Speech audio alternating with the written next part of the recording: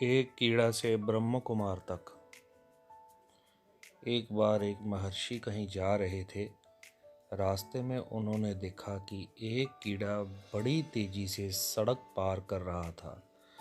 महर्षि ने अपनी योग शक्ति देते हुए उससे पूछा, तू इतनी जल्दी सड़क क्यों पार कर रहा है? क्या तुझे किसी काम से जाना है? तू तो नाली का कीड़ा है। इस नाली को छोड़कर दूसरी नाली में ही तो जाना है। फिर इतनी तेजी से क्यों भाग रहा है? कीड़ा बोला, बाबा जी, बैलगाड़ी आ रही है।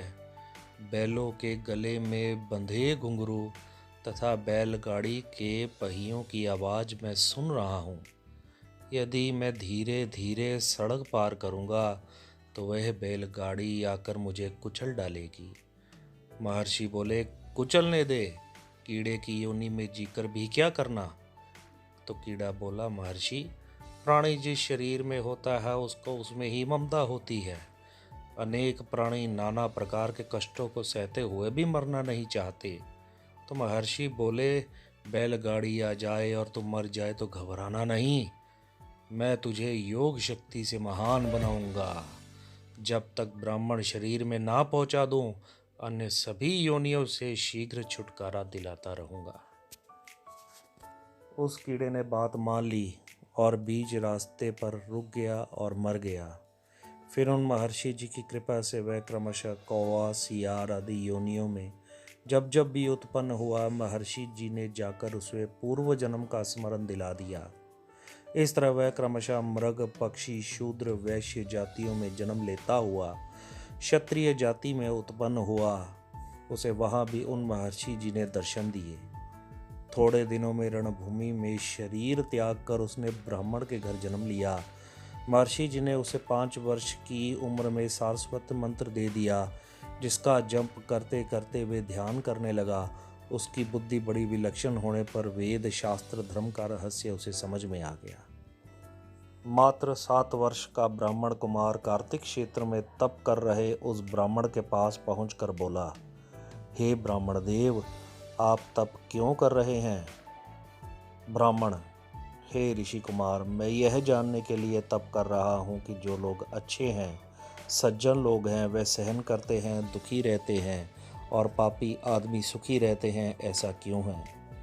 बालक, पापी आदमी यदि सुखी है तो पाप के कारण नहीं, वरन पिछले जन्म का कोई पुण्य है उसके कारण सुखी है। वह अपने पुण्य खत्म कर रहा है। पापी मनुष्य भीतर से तो दुखी ही होता है, भले ही बाहर से सुखी दिखाई दे।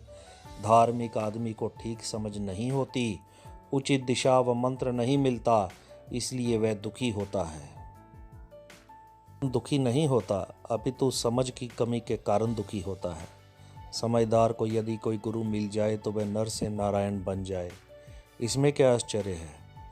ब्राह्मण, मैं इतना बूढ़ा हो गया, इतने वर्षों से कार्तिक क्षेत्र में तप कर रहा हूँ। मेरे तप का फल यही है कि तुम्हारे जैसे 7 वर्ष के योगी के मुझे दर्शन हो रहे हैं। मैं तुम्हें प्रणाम करता हूँ। बालक, नहीं नहीं महाराज, आप तो भूदेव हैं, मैं तो बालक हूँ, मैं आपको प्रणाम करता हूँ। उसकी नम्रता देखकर ब्राह्मण और खुश हुआ। तप छोड़कर वह परमात्मा चिंतन में लग गया।